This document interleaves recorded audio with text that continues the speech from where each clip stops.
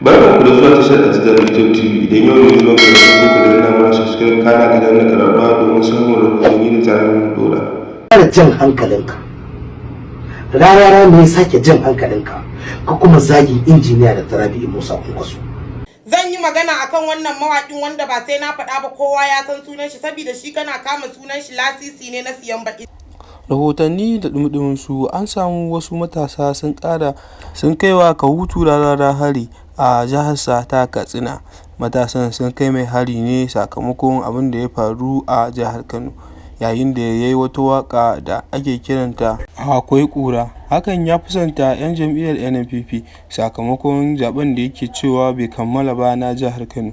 Ku ci gaba da biyo mu a cikin wannan bidiyo domin kawo muku sahihin bidiyon da yake furta wannan jawabi, da kuma sahihan bidiyo da wayansu suke fitowa suke suka Kahutu Rarara. Kar ku manta kuna cikin tashar Ajidaɗi Top TV. Idan yau ne zuwanka na farko ka danna mana subscribe, kara ka danna ƙararrawa domin samun rahoto. Saboda kaga yanzu mun je muna raban abinci a Kahutu, wasu ɓata gari suka shigo suna nema su, kuma me aka ce akwai mata a gurin, suna nema su ta tarzoma, wanda a nan gurin ne har muka samu matsala, 'yan sandan mu suka yi harbi sama. Alhamdulillah dai kaga, kuma me aka ce su da azumi ne 'yan sanda ba za su saci a gas ba. To ni kuma da mun ban damu ba, ina dariya ta ma ina hidimomi na, saboda na san Kahutu ce bakin gurgudu ne ya kace in Allah yadda lafiya zan shiga lafiya zan fita.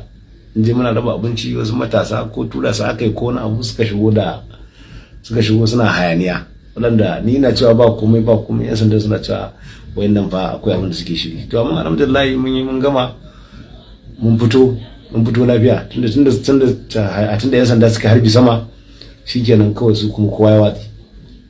To ni na cewa matasa da Allah da abin da za su yi, musamman matasa irina, kada mutum wani tura kai ce kai kaza ko kai kaza kan kaza, kama in yana da yaya sa yayan shi mana. An magana ta gaskiya ce, in abin arziki ne ya sa dan shi. Ina ganin kamar mai aka cewa wannan tsarin na siyasa ne, ka yi ra'ayinka in yi ra'ayina, in mun je gurin zabe wanda kake so, in zabi wanda kake so, wanda ya ci Allah ya bashi sai a taya shi murna, shikenan magana ta gaskiya. An magana zabe yanzu ba a kammala zaben jihar Kano ba, akwai kura. Ni na ganin wannan da hayaniya da za su yi da wani mai cin alwashi a kaina ne, na ganin rashin sani ne ko bai san da shi wanda yake alwashin. Saboda ni ina tsayawa ne iya matsayina, magana muke ta zabe dai ba a kammala shi ba, zabe ba a kammala shi ba. Idan kana jira ka faɗi wata magana, ka bari ko ta tabbatar da ina ne alƙilar zaben nan kafin ka ce ka yi wani abu ko kuma kana da wani abu. Mu yanzu a zahirance mu ne da nasara a hidiman nan, a zahirance, tunda mu ne ƙura'an mu tafi. Duk da an ce an ayyana wani an ɗauki certificate an bashi, kuma gwamna ya faɗi wannan magana tangal ne, saboda ba za mu bari ba za mu bar mutane da yawa su hallaka ba. Mutane sun fito sun yi zaɓe, to ba za mu bari mutane a ci amana mutane mu ce kuma mun yi shiru ba. To ina ganin wannan ba wani abu bane, duk hargagi da ake a social media da wasu maganganu ba za ka hana ba. Wanda ya san lallai wanda ka dauke shi ka kola shi da kasa a zaben shugaban kasa, a zaben gwamna ma ka kola shi da kasa, to kuma ina za ka na shi wadal. To kowa dai ya faɗi magana iya bakin shi, amma mutum kowa in zai magana ya kamata ya iya bakin shi. Waka dai na yi waka sabuwa tangal kuma insha Allah nan gaba kaɗan Allah zai bayyana da nasara a inda take, kuma za a ji sabuwar wakar da zan yi nan ba da ba insha Allah. Baba Ganduje magana akan magana wannan certificate tangal ne, wannan abu za mu tafi kotu. To ba kowa bane a kauye ku yake jin wannan maganar, saboda haka na fito ne waka na ƙara jaddada masa abin da shi Baba Ganduje faɗa.